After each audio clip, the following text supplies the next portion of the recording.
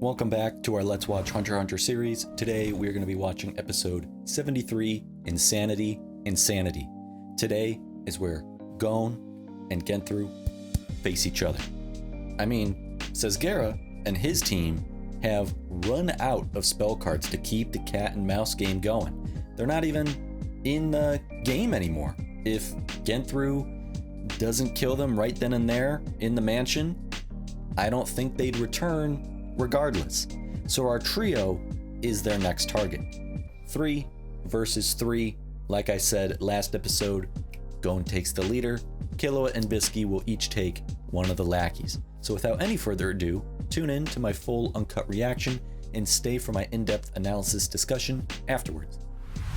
So, Hunter x Hunter episode 73, Insanity in 3, 2, 1, let's go. Let's watch. Are we picking up with... Okay, we're picking up with the trio, not Tsezguerra and what's happening facing Genthru. So they haven't returned yet, and it's the 10th day. They'll lose all of their cards. I already want to go back. Yeah, well, they have to wait for Gareno. I forget Gareno's in this play too.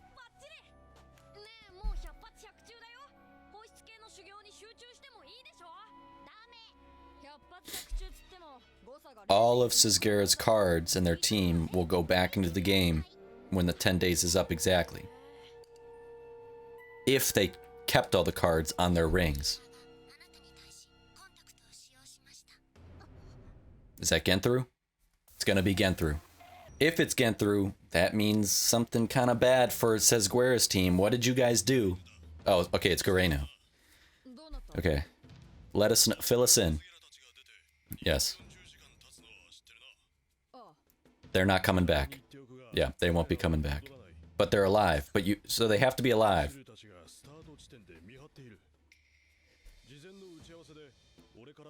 That they wouldn't return to the game once they use all the spell cards, because they were useless. Oh, until he sent the all clear signal. It's not safe. Do you have all... Yeah, okay. He's holding all the valuable cards. Are they holding fakes? To trick them? True. Okay, let me... Oh, shit. Ah! I went too far. Let me think about this. He's keeping he's keeping the valuable cards. Because they won't be returning, you don't want to lose them. They're going to keep all the valuable cards. It would be smart if they used fakes, because we know there are fakes in this game, so that Genthru thinks that that they have the valuable cards now, or that they're in the game, and 2, to keep them on the slip of who their allies are. Because if GON, KILLUA, BISKY, Gareno have all the valuable cards, or that they see no new valuable cards have entered the market, then they know somebody's holding on to them for them, and they know that Tsezguerra had allies. Meaning that when they were spying on them exiting the castle, that they weren't just a random team who played to get the card together. They are a long-term allyship working together. That's what I'm trying to think of right now. Yes, they'll notice what I just said. And they're camping outside.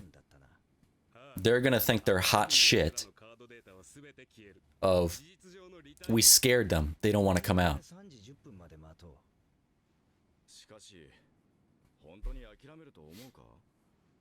Yeah, they're gonna be so confident. They took Batera and ran. 6 years collecting those cards. Damn, I didn't realize it was that long. They were just scared of us. Little do they know. But they're alive. We switched about 30 of their 96 cards with fakes. They did use fakes. Genius. Okay, Gareno, please stay alive. The biggest gamble of Tsezguerra's life. But when he finds out that they're not going to be paid and the whole thing's given up, what does he really care now?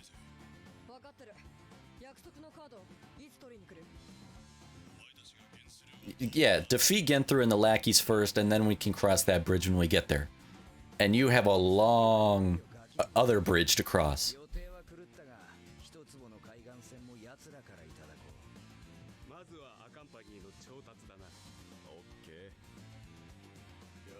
Uh-oh, they're on the move.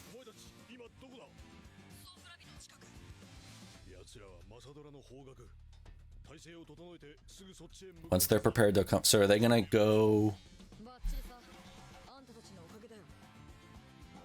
Oh man, look at his hands. They don't have enough time. But Killua will be able to take on one of the lackeys.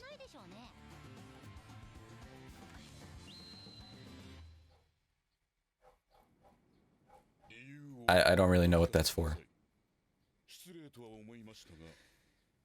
Why are you so depressed? Why did you give up?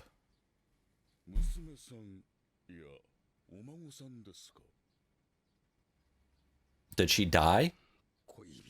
Your lover. Hospitalized for long. Oh my god. Wow. Okay. She was in a coma. And she's young in the photo, he's old. Can you... And they've been at least playing this game for 6 years. What I'm taking it is she fell into a coma decades ago when he was that age too. And ever since, he's been trying to find something to cure her. And that's been, what, 50 plus years with how old he is? And it's never happened. And she finally died. She passed away in her sleep. I suppose she didn't want people thinking she wanted my money. Because she returned every gift I gave her. But she loved this shitty picture. Is it going to be when he was young too? Or, that would make it more emotional. Or if this is going to be, you know, a fucking Bill Belichick situation where she was young and he was still older. There was an accident. Because that would be way more emotional if they were both young and he's been doing this for that long, for 50 plus years until he's an old man, hoping to wake her up and cure her, but she passed.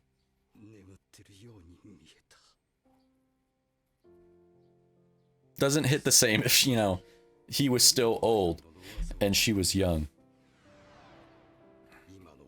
Oh, Breath of the Archangel. That's the one card he wanted. To cure her.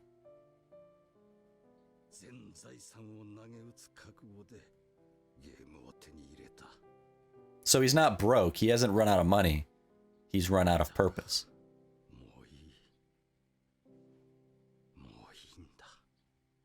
Damn. Sad.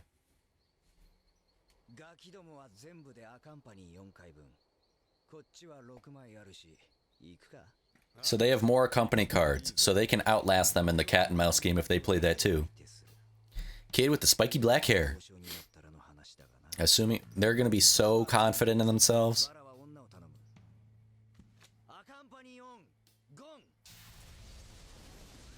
There they are. Oh my god. Okay. Now it's happening. Already here to bargain. Don't let them notice that we've been waiting for them. Okay. It's all a part of the plan. Oscar-winning performance. Oscar-winning performance right now. Play your parts well. Yes, make yourself look scared. Yes. Be at unease. Yeah. We gotta act like we're at a significant disadvantage and we're stressed out when we're unprepared for them. Yes. Yes. Like a Mr. Burns, like...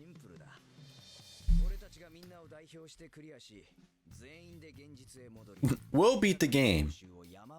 There's no way you're doing that. No. You're killing everybody. No, change of heart. You've killed 100 people in this game?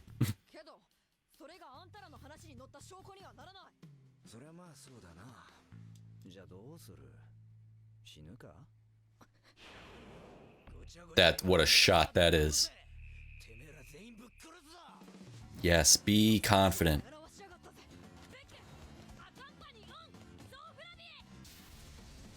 Then they're gonna accompany him.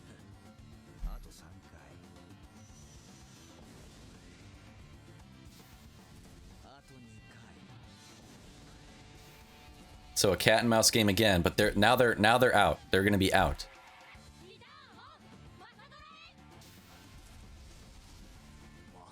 Now, what is it to conceal your nen, Zetsu, in such a crowded city?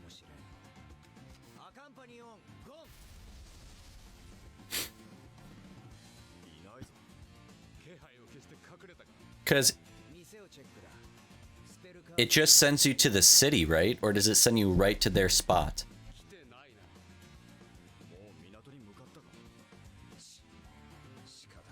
Use it again. Oh shit. Never mind. They do go.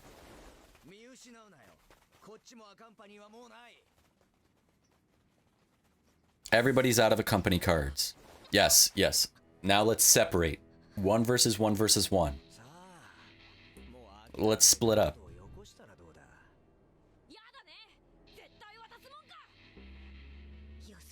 Yes. Gon's gonna deviate from the plan, though. That's so Gon. Yes. Yes. Make them think that they're not on the same page and that they're acting hasty.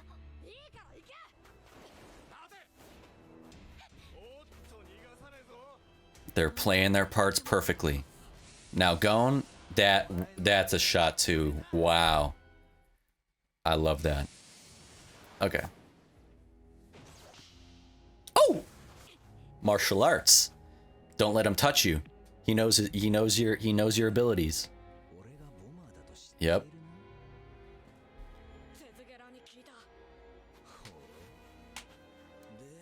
You actually heard it from Abengame.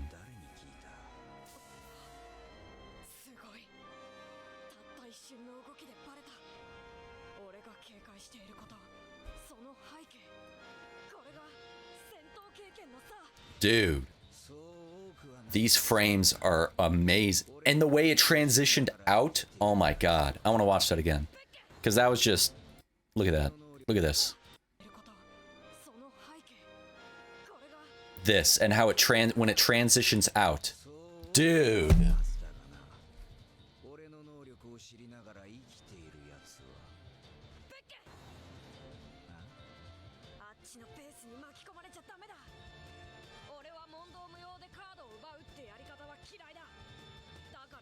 Now it's my turn to propose a deal. Whoever surrenders first has to give up all their cards. Gon is not going to surrender. And he's going to try and get Genthru to take the bait to go up against him.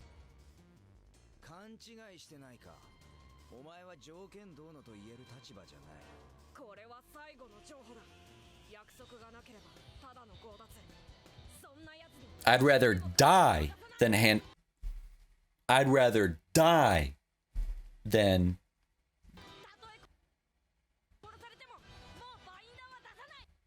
So is he saying I'd rather die than give my cards over to a thief, or I'd rather die than be a thief? Oh, I'd rather die than hand over my cards to a thief. Because it would also be the other way around. If Gon would rather die than be a thief. But this is interesting because Genthru doesn't know just how serious Gon is about either or a statement like those.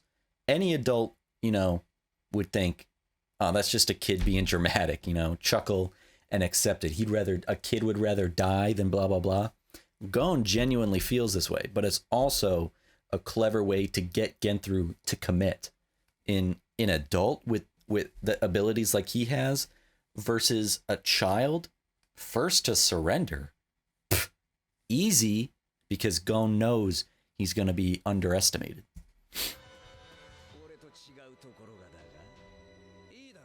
At least he admits he's insane. You have a deal. Boom.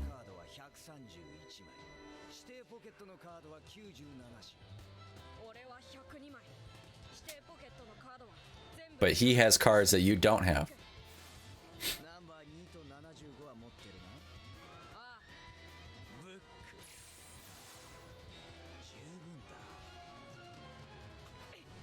It's all he needs.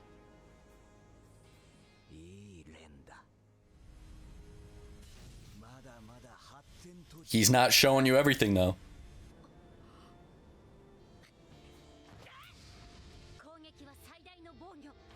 Offense is the strongest defense. You're strong enough that a single explosion won't be enough to finish you off. Yep. And keep your hand. Keep his hands away from you.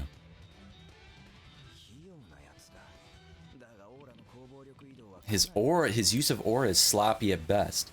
Is that genuine, or is that Gon trying not to show all of his cards? You won't be able to deal significant damage, but continue to attack. Ooh! Damn.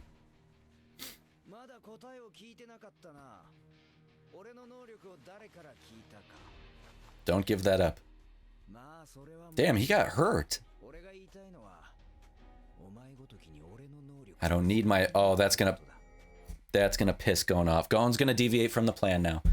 Because Gon's gonna be like, I'm gonna make you use your ability against me, and I'm still gonna defeat you. God damn it. There's Gon's pride. Ooh, all according to plan. Once he's seen how much stronger he is, we'll begin to lure him into our trap. There. That's how I'd like to respond, but I don't like the idea of being totally manhandled. Yep, I'll make him use his power. Yep, I'm gonna make you use your ability on me. There's Gon's pride. Well, I knew it. I'll carry out the plan afterwards. He's gonna take an absolute beating. Look at you, you're just pummeling a child.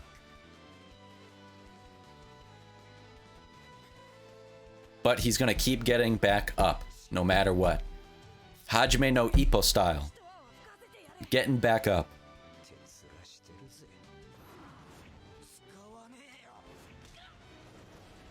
He's gonna make you. Because you're gonna have to. You're not gonna be able to defeat him without it.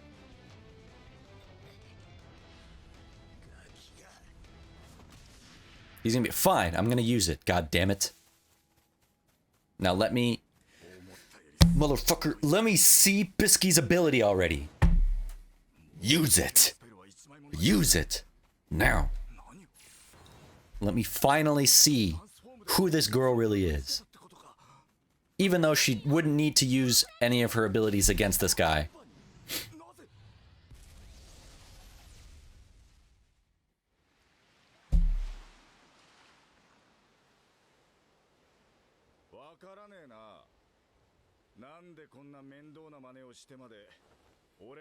So nobody sees. No, so nobody's witness. Ooh, that's a line. I didn't want you to let. I didn't want to give you the chance to cry for help.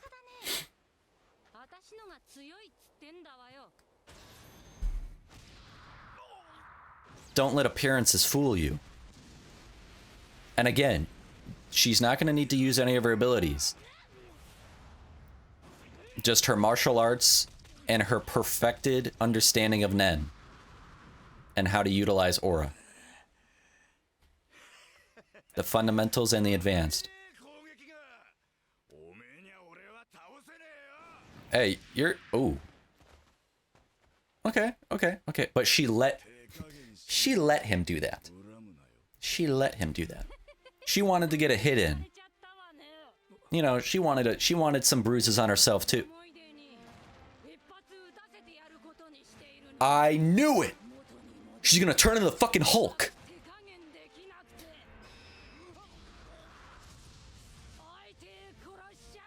I fucking knew it! I knew she's gigantic. I knew that was not her true form. She's fucking huge! Holy shit! That's the fucking She-Hulk. What's her face look like? Masculine as hell, probably. I hate the way I look. God damn. I like how the voice stays the same. Jesus. Just... Dude. That was sick. Now, okay. Are you gonna use your Nen? Are you gonna use your electric abilities?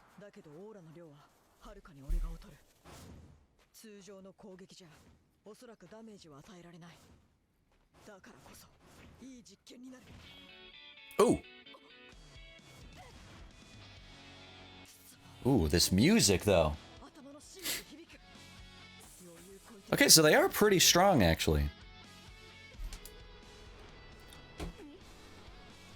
Oh! When's the last time we saw that? Using his assassin abilities. Lightning Palm. He could come up with a whole bunch of these, like a dozen different abilities with his electric powers. Lightning Palm could be one of a dozen.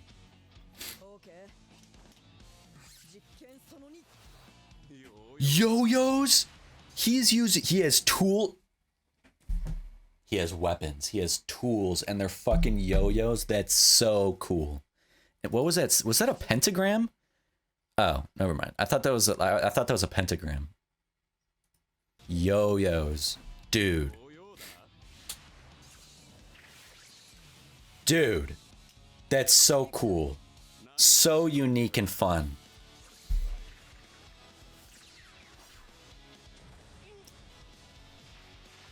Wait, these aren't... These have to be real yo-yos. Is he infusing them with... Oh, this is a super alloy yo-yo my brother or... Weighs around 50... Okay, pause again. 3 things. They can't be conjured. Because... Well, before he said his brother ordered him, they couldn't be conjured because... You can only conjure things that exist. Just like that example of you can't conjure a sword that can cut through anything. You can conjure a sword and then infuse it with Nen to make it more powerful. But you can't conjure 50 kilogram yo-yos because those don't exist, right? But then we learn that they're super alloy yo-yos his brother ordered for him. But when the fuck would he have gotten them from his... During the hunter exam? After the hunter exam? That's the only time he's been away. So during the time of the hunter exam when he took it, he went to his brother and picked them up. And they're also super alloy, meaning you can conduct electricity in it because it's metallic. You can conduct electricity. And 50 kilograms, what is that in pounds? 50 kilograms, 50 times 2, 100... plus 10%, so 110 pounds around. That's how I know how to do from kilograms to pounds in my head. Multiply by 2 and then do 2%, then do 10% of that new kilogram amount. So 110 pound yo-yos.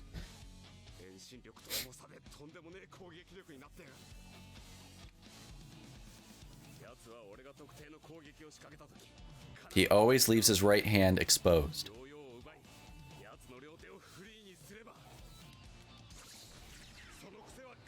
110. A testament to the strength of him, too. Well, he lost his fucking yo-yo. Ah, ooh, he switched it up. Damn. Oh! 2 yo-yos. Dude, double, like fucking nunchucks. Oh my god. Double. He took a 100-pound yo-yo to the head. You're creating your own see, all this training. All this training with Bisky. It was a fake to make you kick me.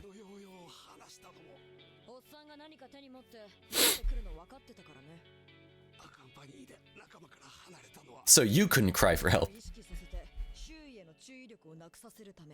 Destroy him. Killua was so badass, and he's so smart. Conduct electricity, please. Dude, the W... Ow. Yes! 220-pound yo-yos on his head and conducted electricity.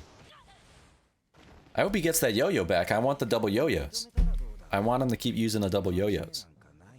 I wonder if that'll be a continuous thing he uses, or if this was just kind of a fun gimmick to play now. Because once he continues to develop his electric nen, that would be his primary ability. There's his deep blood red colored aura I was talking about before. You know, comparing about each character has their own unique color. The only person we've seen with a red like this was Uvogan, and it wasn't as deep, dark wine red like this. Crush his will. Will to fight, will to resist. Yep, you agreed. You agreed. You must swallow your pride, and Gon's acting on his. Oh, don't tell me this is where it ends. No, this is where it ends. That's a sick shot. That's the thumbnail right there. Oh my god. A lot of awesome, juicy dialogue this episode, with a few great brief action moments for all our protagonists. Everyone got their moment that made me pause, or drop my jaw, or widen my eyes. Insanity, insanity. Gon's relentless, uncompromising pursuit and upholding of fairness, even at personal cost to himself. It's both noble and irrational, illogical, insane. Genthru's calculated cruelty, a distorted sanity where logic exists but is devoid of humanity and empathy. Like Genthru said, Gon is insane, just not his type of insane. Tsezguerra and his team spent 6 whole years playing this game, meticulously collecting the cards. 96 total, 96 in 6 years. 6 whole years is just crazy to me when I heard that. To be playing this game, trying to stay alive, exiting and entering the game, pretty much dedicating your whole life to this game for 6 years, only for it to end and be all for nothing.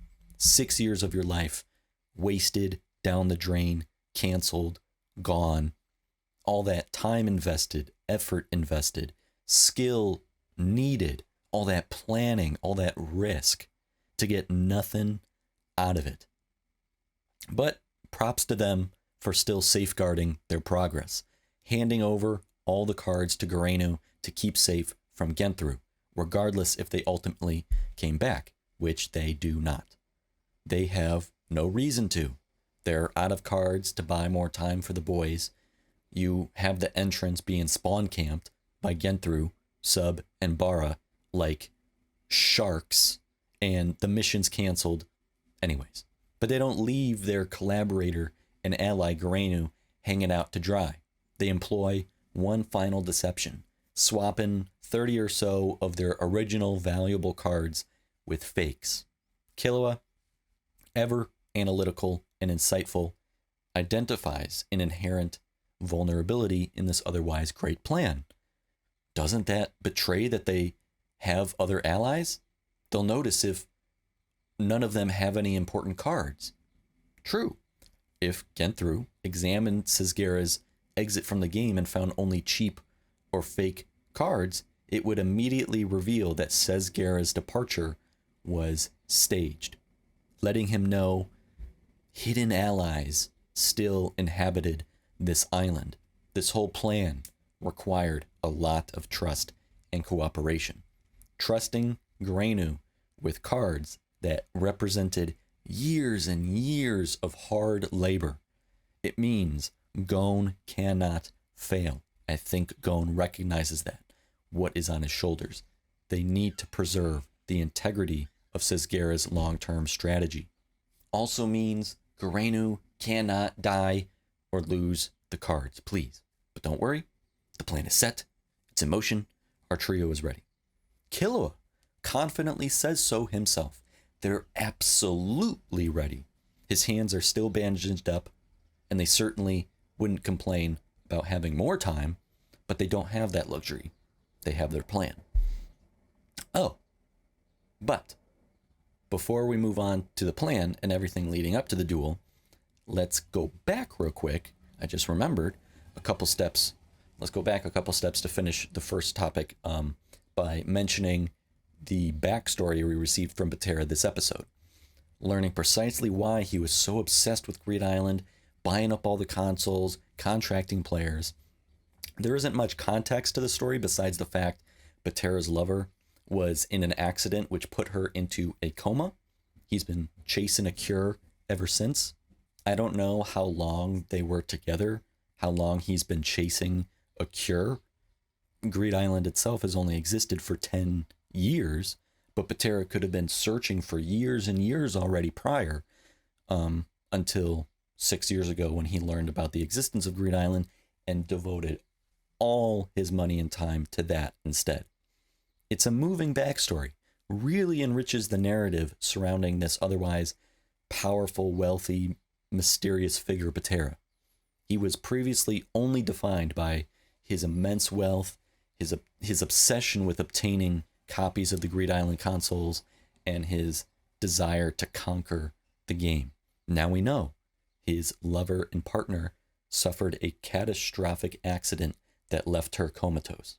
And so ever since this tragedy, Batera has devoted all his resources, time, energy, wealth to this Greed Island game for the coveted Breath of Archangel card, which he can only acquire if one of his hired players completes the game, because you get to take 3 cards with you outside the game. This card is his only hope to heal her, which is kind of surprising to me. You're telling me there really isn't any other method out there in the world of Hunter x Hunter to save her? There isn't a single Nen user or hunter out there with the ability to heal to that degree. I mean, there are Nen exorcists but there's no miracle healers out there. Greed Island is the only chance. Also, I don't know how long ago this accident happened. Like I said, I don't know the timeline of the relationship. Was this one of those situations where the man is significantly older, even though she wasn't a gold digger and didn't care about his money? Or was he as young as her in the picture? Like they were both the same age, young lovers together when the accident happened. And he's gone decades and decades searching for a way to save her. Even into his old age, he's never given up or let go. That is, until she passes away. I think it's much more impactful, tragic, emotional, romantic, Shakespearean even, if her and Batera had been together since they were both young, and Batera's been chasing a cure for her all of these years. Batera's life becomes an elegy, this prolonged expression of love defined by this kind of devotion and this kind of sacrifice, and hope against despair. His wealth, not just a symbol of mere financial power or luxury, but an embodiment of persistent love and undying hope. And the tragedy that no amount of wealth could save her, no matter how much money you accrue and have at your disposal, you're still mortal like everyone else. He grows old while she remains forever young, suspended in time and memory, an embodiment of lost youth and unattainable dreams. His age conveys the relentless and unstoppable passage of time. But true love outlives. It persists through and despite immense suffering and painful loss. That is just classical romantic tragedy. I would prefer this contextual backstory as opposed to the other scenario of older man, younger woman. Sure, it would be a love story about transcending societal assumptions about age gap relationships, I guess, but it would lack that intense, almost poetic emotional depth of the first scenario I described. I think it's also just more powerful from a narrative symbolic analysis point of view. Hope and obsession kind of really fits with Hunter x Hunter. When is love-driven obsession justified? When does it become tragic futility? When does hope become obsession? Unimaginable wealth is meaningless. It cannot buy miracles, only the opportunities to chase them, just as money cannot buy joy, just the opportunities to chase it. Money cannot buy happiness, just the opportunities to chase it. You could win the lottery tomorrow and come to find your brain simply just doesn't process the chemicals right, and depression remains. And everything in life is goodbye, one way or another. Loss is inevitable. There is a harsh truth to human mortality. There will always be things beyond human control that remain despite any amount of wealth or determination or power. Humans endlessly struggle to defy time. So there is heartbreaking dignity in eventual acceptance, even if it's involuntary. So see, just like these themes and messages are perfect for Hunter x Hunter. That is my canon that I am going to believe in. But now, let's move on and continue with the devised plan of our trio. Just sheer strategic brilliance on their part. Deception, Oscar-winning performance acting, psychological manipulation. If this was all Killua idea, he's a goddamn genius. GON, Killua, and Bisky's performances are like a meticulously rehearsed stage play where each member understands their role to perfection. Act as if you were just taken by surprise. Bisky says to herself, don't let them notice that we've been waiting for them, completely prepared. We must act like we're at a disadvantage. We have to convince them that we're being forced into this position. This scene shows precisely what we've been discussing for the past handful of episodes heavily, how intelligence and strategy and planning beats out brute force and battle prowess. This scene is painted as a psychological duel, won or lost in subtleties of gesture, tone, emotional authenticity. Killua and Bisky are transmuters. They're both naturals at this, right in line with the transmuter's personality. But for GON, this is kind of a heavy ask for him. This is not really like GON, but he gives his own award-worthy delivery nonetheless. If we have to hand over our cards, we'd rather fight. And Killua reacts and yells at GON like he shouldn't have said that, like he's out of line, when in actuality, it's all just a part of the script they've devised, delivered with seemingly impulsive defiance, when in fact, a carefully and perfected, delivered line from a script planned beforehand. GON's genuine nature makes him believable. Opponents know him as impulsive, idealistic, straightforward. So this exclamation seems perfect in character, in line with his personality. It's this fiery line delivery performance from GON that encourages Genthru, Sub, and Bara to underestimate them. All GON is doing, authentically portraying a version of himself, carefully exaggerated, but not by much.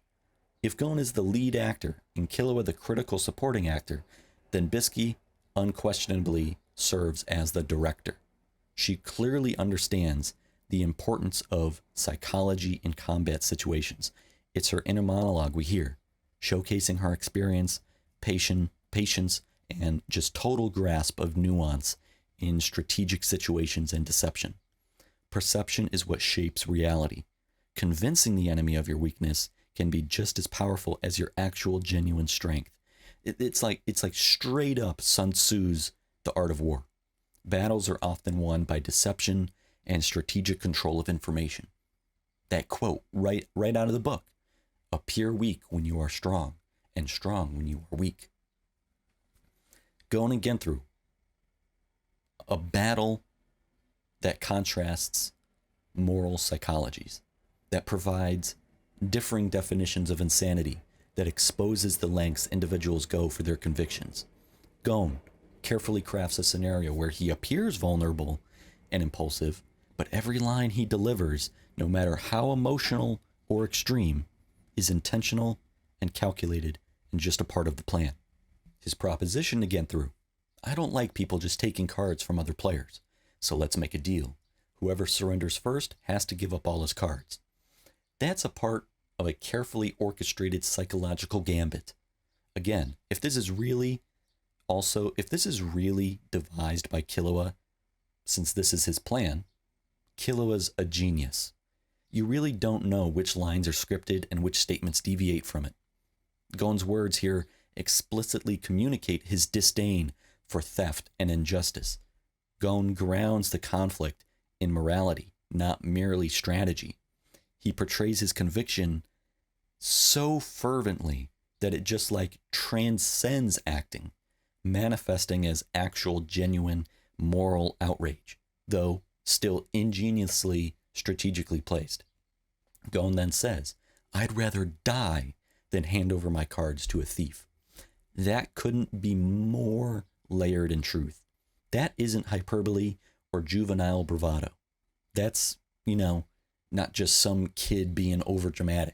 We, who have followed Gon's journey intimately, understand this. We know this, but Genthru doesn't know this. And Gon knows Genthru doesn't know this. That's how you tease a man like Genthru to take the bait and commit, to leap, to lunge forward.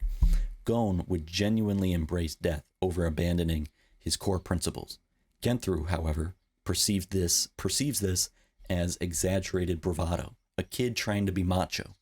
He misinterprets Gon's resolve as childish overconfidence, rather than recognizing the terrifying authenticity of Gon's exclamation and dedication. Genthru underestimates Gon, and that's exactly what Gon is banking on. Probably the understated line of the episode. Genthru tells Gon, you're insane. And I don't mean my kind of insane, because of how it just encapsulates so much. Yes, both Genthru and Gon are insane, yet their forms of insanity differ dramatically. Genthru's insanity is like what I'd call rational ruthlessness. His insanity is methodical, strategic, ruthless, and self-interested. Genthru operates with cold rationality. His brutality is calculated and efficient, most of all emotionally detached. He meticulously manipulates, deceives, and betrays others for personal gain. I mean, his entire main ability is getting close to others and manipulating them through touch and conversation. Genthru's insanity hinges upon a distorted pragmatism. He kills or maims only when it serves his purpose. It isn't like there's pleasure. We haven't seen pleasure. He just isn't ashamed to talk about it or take responsibility for mass deaths he's caused. He doesn't share out of proudness or glee, but just simply like, I did what I did, what I had to. So be it. So what? Just another day for me. Like I said, there's no pleasure in it, just practicality. Genthru never allows morality or empathy to disrupt his goals. To him, insanity is actually an ironically hyper-rationality, I guess you could say, or I guess you could call it, when you're so purely logical and devoid of morality or emotion that you sound insane. So when Genthru claims, you're insane, and I don't mean my kind of insane, he's effectively saying, you're not ruthless. You're not even logical. You're emotional and idealistic, yet still willing to risk everything irrationally. That's genuinely crazy and terrifying. I don't understand you. You're insane. Gon's insanity, on the other hand, arises from an unyielding moral conviction that defies common sense or practical self-interest. Gon is governed by his emotions and ideals, believing so deeply in his personal principles, honor, fairness, loyalty, that he's willing to embrace death if those values are compromised. Gon's morality is rigid and inflexible. For Gon, Surrendering or betraying himself is worse than death. This uncompromising moral stance is seen by adults as naive, yet Hunter x Hunter has consistently shown it as Gon's profound strength. Gon's insanity is genuinely heartfelt. Yeah, it's irrational from a practical standpoint, but it's deeply rational to Gon's personal code. Genthru feels like he's meant to represent most adults. Gon's worldview is genuinely unsettling. He represents a pure, fearless devotion to personal integrity that feels irrational or impossible in an adult world, because the adult world is defined by compromise, pragmatism, and moral flexibility. So Genthru just can't understand Gon or his insanity. He doesn't understand it. He dismisses Gon's proclamation that he'd rather die because he has no context to comprehend genuine self-sacrificial idealism. Genthru's world is purely strategic calculation, nothing outside of that. Never principled sacrifice. What the hell is that? But for Gon, every word spoken aligns perfectly with his identity. Gon knows precisely who he is, and this is one of the most important traits about Gon, because we know Killua can't say the same. For a time, Kurapika couldn't say the same, if he could say it now, because he's still struggling. Leorio arguably couldn't say the same, but Gon knows precisely who he is. Someone who genuinely means that he would rather perish than compromise his values. To believe in something is to stake your life on it. That's the whole point of belief. Gon will stake his life. This performance Gon gives, all a part of the plan him and Killua and Bisky drew up, it blends seamlessly into reality. Unless Gon comments on it, you don't know what's for real and what's scripted. But that's because his script isn't a lie. It's strategic truth. And that's a nuance which utterly escapes Genthru. Another line I like came from Bisky. Not directly, but I liked how Gon replayed Bisky's advice to him in his head in the middle of his fight. Reminding himself, she told him, offense is the strongest defense. And I like it because it makes you initially go, wait, what? How? Also, it seems counterintuitive at first to the lessons and themes of Hunter x Hunter recently expressing how offense isn't everything. But the more she speaks, the more Gon replays what she told him, the more sense she makes and you understand. She also told Gon, you're strong enough that a single explosion won't be enough to finish you off, so stay on the attack. Gon's facing a severe threat from Genthru. His explosive little flower is exceptionally dangerous. It could blow half his face off, rip a limb off, tear a hole in his side. He has limited tactical options. Defensive strategy would place Gon in a passive role, potentially enabling Genthru to exploit hesitation, exploit vulnerabilities he has time to see. Offensive strategy places Gon in control, forcing Genthru to react. Gon dictates the battle's pace. In Nen combat, initiative matters a lot. Staying aggressive keeps Genthru on the defense, limiting his ability to plan and execute. Gon dictates the fight's rhythm. Offensive pressure restricts Genthru's freedom. It's at his own discretion then to employ his explosions, and he could do so at a very bad time. Also, just psychologically, aggression signals confidence. If he stays consistently offensive, Gon can project a formidable presence, destabilizing Genthru, getting him to commit, which is what Gon wants. That's why Genthru says later on he has to crush Gon's will. It's also something Gon would do regardless. It's just down to who Gon is. Gon's entire journey has been facing risk head-on rather than adopting a cautious approach. Gon's resolve is to never shy away, confront whatever directly. Of course, though, like clockwork, Gon has to deviate from the plan.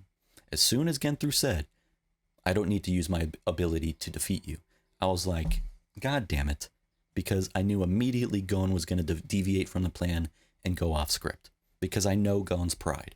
His pride is going to make him deviate from the plan by now making Genthru use his ability against him.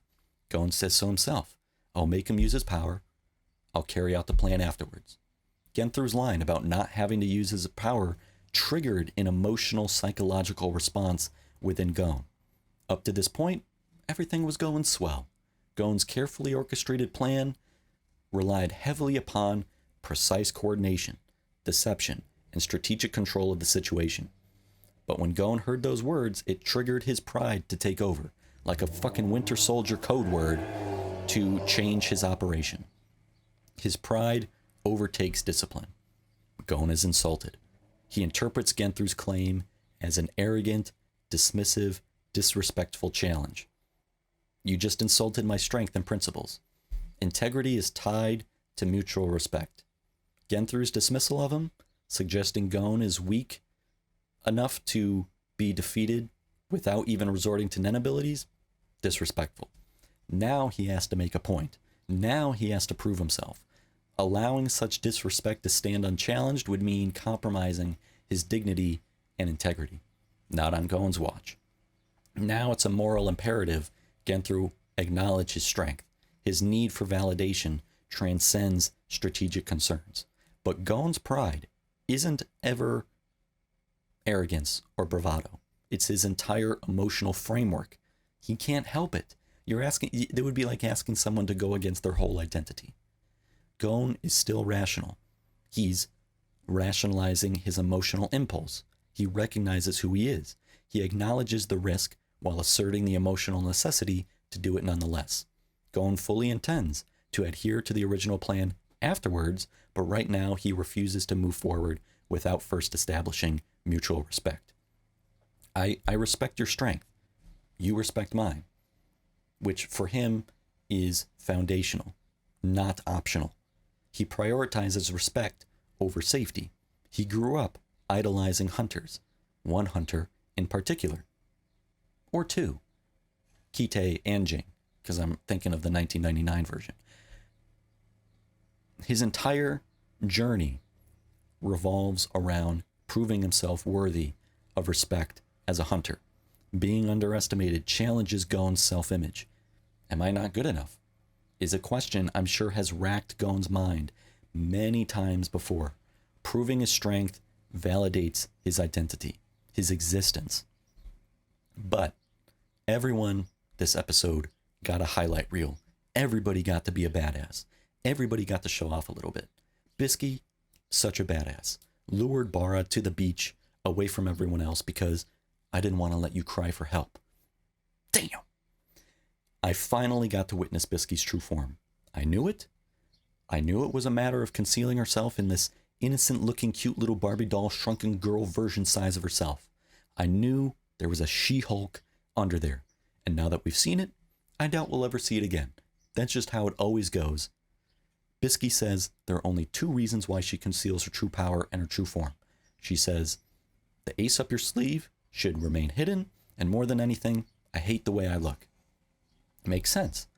Always let others underestimate you. Let them judge the book by its cover. She's a master Nen user, has been in the circles of even Netero. She's a mentor. She fully understands the value of secrecy. Why squander a major advantage by revealing her true power unnecessarily? By maintaining an outwardly youthful and unassuming appearance, she consistently ensures any opponent underestimates her, providing the perfect element of surprise. But most of all, as she says, she just straight up hates the way she looks. She has body dysmorphia. She hates her muscular, hypermasculine macho form. If anything, it kind of comments on the societal pressure placed on women in general when it comes to femininity, being woman enough, and beauty standards which are just crazy. Like, it should be no surprise why girls in their teens or early 20s go through such mental health suffering. Bisky is just discomforted in her true form. She's not delicate, feminine, beautiful. Her true form doesn't embody the certain societal standards. She's self-conscious. Even her Nen ability, we just witnessed for the first time last episode, magical esthetician, Cookie-chan, highlights her fixation with youthfulness, appearances, and beauty standards. While Cookie can heal wounds and restore stamina, she also serves cosmetic purposes, rejuvenate the skin, enhance appearance, maintain youthful vitality. Bisky's Nen is a direct manifestation of her insecurities about her looks. Really amazingly written internal struggle. Embrace authentic selfhood. Powerful but unconventional. Her true form. Or conform to external pressure. Small, youthful, weaker, but socially acceptable. And then we have Killua, who shocked the hell out of me today, no pun intended, just like he shocked the hell out of Sub, literally. I guess pun intended. Killua admits, I have a slight advantage in martial skill and physical strength, but he has me beat in aura capacity. He's very honest with himself, with his weaknesses. He assesses not only his own abilities, but accurately gauges his opponent and compares how they stack up against each other, honestly, without ego. And this whole fight really showed off his hyper observance and cunning strategy. Killua is the one who really embodies that whole theme in Hunter x Hunter, how victory hinges not on brute strength, but subtle awareness, understanding, being nuanced and perceptive and tactical. And then Killua whipped out 2 yo-yos, and I got fucking hyped. So cool, so unique, so fun, like a kid's version of nunchucks. Special metallic alloy, 50 kilograms each. So I was like, instantly, oh my god, metal, that means they can conduct electricity. He can attack from range, since he was getting whooped on in close combat. So again, very smart, but he can extend his range of electric attacks. Literally just like Heaven's Arena when he grabbed Railvelt's twin serpents and electrocuted him. In 110 pounds each is heavy. You better be using Ken or Ko on your body to protect yourself. And good ass forearm and bicep workout, arm workout for Killua to be whipping these things. That's like attempted murder right there, honestly. 110-pound yo-yo to the skull. Again, highlighting his intellect. He's like performing calculus in the moment, swinging yo-yos from multiple directions around trees to attack from behind, utilizing principles of momentum, mass. And I love how Togashi is like a science nerd, always including some scientific realism, and included Sub saying, like, between the weight and centrifugal force, that really hurts. Force generated by rotational motion. Like, how few people out there watching this like science enough or paid enough attention in school to even know or remember what centrifugal force is? I think very little. I think most people can't even pronounce that word right, let alone spell it, let alone even further define it. I just thought that was funny. Again, showing off how perceptive, observant, and cunning he is. Killua laid a trap within a trap within a trap.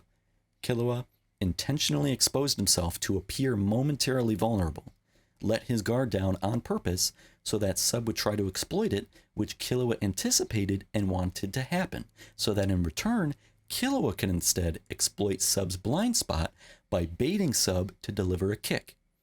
Rapid cognitive processing. Simultaneously maintaining multiple potential outcomes and contingencies in his brain. He's like the Lisan al-Gaib. Mind you, this kid is 12. Togashi emphasizes it yet again. Repeatedly, he's trying to hammer it home to those who still don't get it. Intellect, strategy, observation, understanding, planning are as equal, if not superior, to raw Nen power and physical strength. Get that in your skull. Killua embodies this philosophy arguably, I'd say, more than anybody else in this entire story. And so, lastly, moving into next episode, looks like both Genthru and Gon are dealing with their respective pride. Genthru says, I will show you my power. This battle is mental, not physical. I must crush his will to fight, his will to stand, his will to resist. Otherwise, he'll never admit defeat. To win, I must swallow my pride and play smart. So Genthru's pride makes him not want to use his ability, and he is swallowing his pride in order to use it and win. While GON's pride is making GON make Genthru use his ability. GON's pride is deviating him away from winning sooner. Genthru's swallowing his pride to make the fight easier. GON is embracing his pride to make the fight harder. So they each grapple with pride, but from profoundly different angles. Genthru's pride is rooted in superiority. He takes pride in his perception of dominance. He believes he shouldn't need to resort to his special ability against a mere child. Using his ability would feel like admitting weakness or recognizing GON as a worthy opponent. Again, a child. Humiliating. Beneath him. GON's pride, on the other hand, is demanding Genthru use his ability, demanding that Genthru acknowledge him. GON's pride is a matter of honor and respect. Genthru does recognize GON. He recognizes GON will never surrender, that GON is playing a mental battle. Winning for Genthru is about breaking GON's spirit entirely. Both of them know their pride potentially costs them victory.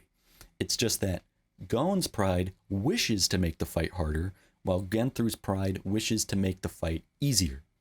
GON can't compromise pride for practicality.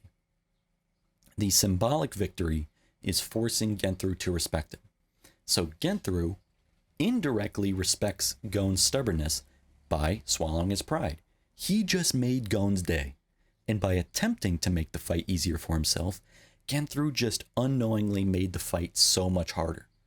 And that's what I can't wait to see next episode. Little does Genthru know that by actually using his lethal abilities, he just ironically put himself in even more danger. He just ruined his chances of winning. Counter to logic, which is all Genthru is about. And that is where I'm going to end my discussion today. If you enjoyed this video, hit that like button and let me know, and subscribe to the channel to stay in the loop here. Keep the conversation going down in the comments below, and if you're interested in bonus exclusive content or early access, become a YouTube channel member or join my Patreon. Having said all that, and with that said, so long, until next time, thank you, have a good one, peace.